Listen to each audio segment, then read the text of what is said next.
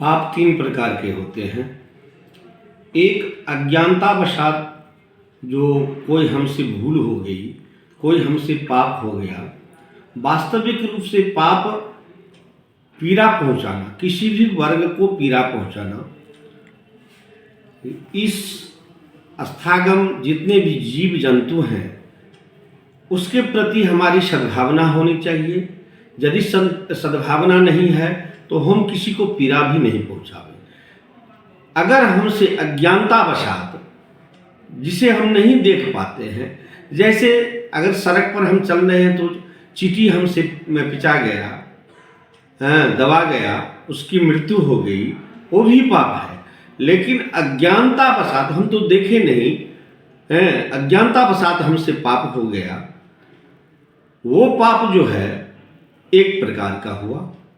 दूसरा पाप जो हम जान करके किसी को पीड़ा पहुंचा रहे हैं, जान करके किसी मानव जाति से हम द्वेष रख रहे हैं, उसके साथ विरोधाभास कर रहे हैं, उसके साथ हम अन्याय कर रहे हैं, उसको हम दैहिक दैविक भौतिक तीनों तरह के ताप से आघात कर रहे हैं, वो जान करके कर रहे हैं, ये दूसरे प्रकार का पाप हो गया। तीसरे प्रकार का पाप ये है शास्त्र में, जो किसी धर्म स्थल पर, तीर्थ स्थल पर,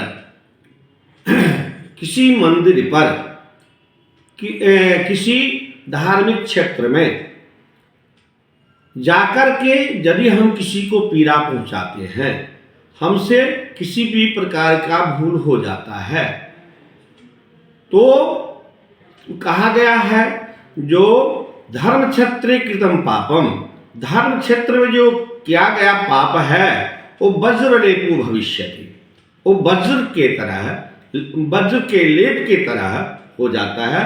उसका भोग भोगना ही मानव को पड़ता है, क्योंकि प्रारब्ध कर्मणा नाम तुम भोग, प्रारब्ध जो क्रयवान कर्म है, धर्म क्षेत्र में जो कुकृत्य किए हैं उसका फल भोगना ही पड़ेगा।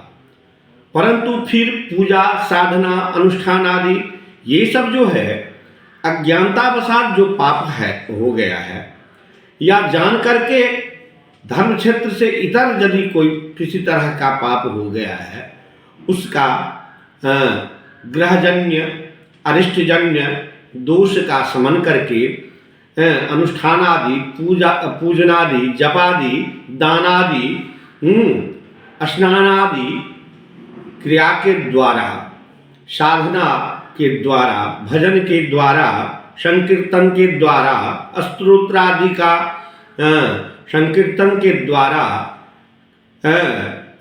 धर्म की साधना करने से उस दो प्रकार का पाप का क्षय हो जाता है। परंतु धर्म क्षेत्रे कृतम पापम वज्रलेपो भविष्यति, धर्म क्षेत्र में जो किया गया पाप है उसका भोग भोगना ही पड़ता है।